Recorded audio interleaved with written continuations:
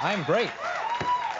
Thank you for having me back. Oh, always a pleasure. You know, I'm stunned by something, which is you work hard. You got this TV show, and I always find it's very hard to have time to do anything else. You've been doing a lot of stand-up lately. Yes. Is that right? I'm desperate. Yes. I work for E. Yeah. I'm paid in pelts.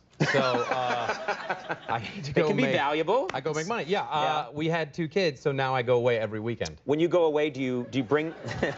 Do you ever bring the kids with you? Do you ever? No. Nope. No? Yes. I don't have a family. No. Yeah, I bring them when I can, well, I brought them to New York to do a show. And if it's a few days, then yes, I bring them. And as you know, having kids, it's much more relaxing. And it's a joy having them around all the time. Yeah, we just drove to San Francisco this weekend to do a show and a couple other things.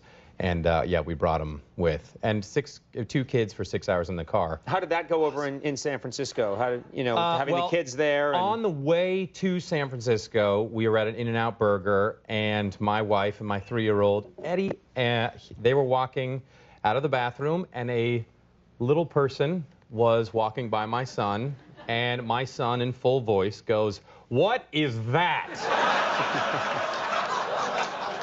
And oh no, no, yes, and then my wife, caught off guard, bursts out laughing. Oh, and she's like, "It's a midget. It's a little person." And then I go, "We're going," and we're leaving. And as I'm dragging him out, he's like, "What is that?" Now, okay, he's young, and not his fault. You have the older son. Is the older son? No, that's the older one. That's the older one. That is the older one. Yeah. And you have a baby as well. We have an 8-month-old. Is the older son interacting well with the baby? That can be problematic sometimes. It's better now. He no longer tries to suffocate him. That is a phase. That is a phase. They will lie on top until they stop moving. Yeah. I'm still doing that with my younger brother. Well, that's not normal. No, it's fine. For the dad to do it? Don't judge, governor. Oh, okay.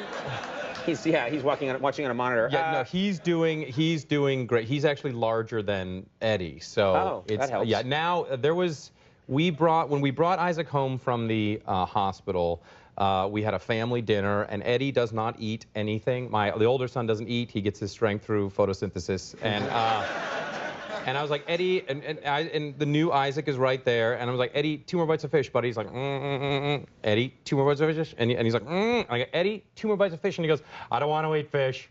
I want to see Isaac's penis."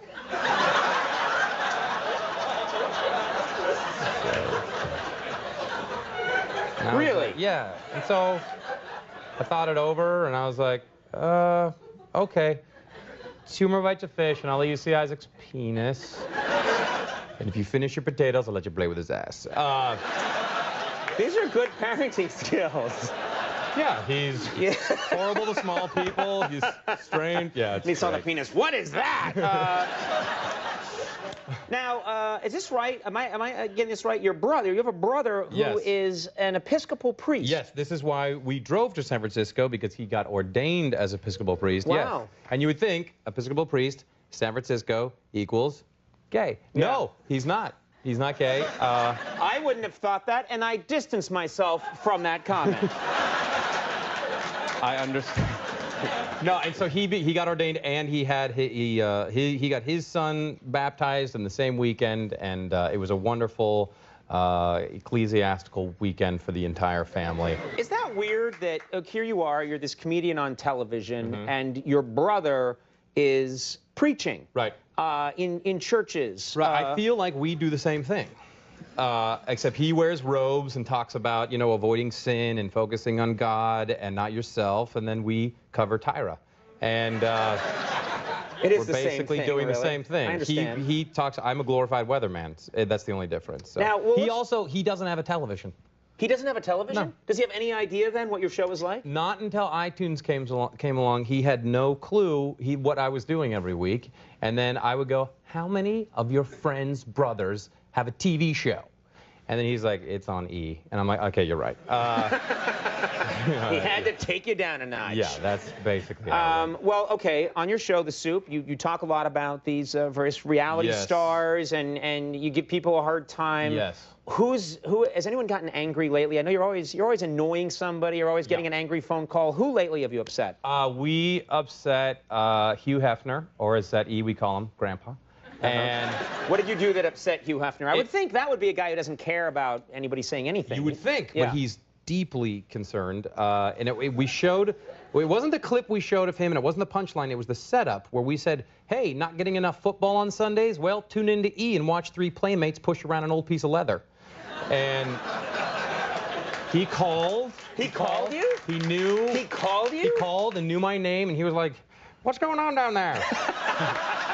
Hello, Wrigley 555. It's ridiculous. Bring my buggy around. Wow. Bridget, Holly, the horses are busy. Pull, yeah, down the eve. It's nighttime. We'll bring the lantern. There he be. Wow. Set McHale on fire. String him up. Yeah. Yeah, so he... Very well, you are doing God's work then. It is God's work. Yes. Now, and is this right? Tia Tequila came on the show. She's a tiny little whore on MTV, and I mean, if you watch the show, sorry, she You're came not on. gonna get a phone call. Yeah. My phone's infected. Sorry, it's horrible. No, she was a great sport. She was a good sport. She was a great sport. She was really nice. But the only way I said she's going to come on the show, she won Train Wreck of the Year award for The Soup and for her show, Tila's Key, Shot of Love. And so I said the only way I'm going to give it to her is if I'm wearing a hazmat suit, and I give it to her with tongs. And she agreed. That's great. And she had no problem. She's like, oh, yeah, that's exactly I love how it when people have no self-esteem. That's my favorite kind of human being. And then I was like, what do your parents think? And she's like, they don't know. Yeah. And I'm like, wow, all right. Yeah, they're Episcopal priests. Yeah. They don't have a TV. You met the Kardashians, and I'm interested about this because you really go after the Kardashians on your show. Yes. And now what was this meeting like? Well, were they offended? Are they angry? Yeah, I call the show Gaggle of Gypsies and the Scarecrow. Right. Because Bruce Jenner is the Scarecrow. He is a scarecrow. He does frighten birds away from cornfields. He can't make emotions off his face anymore. It's always surprise. Right.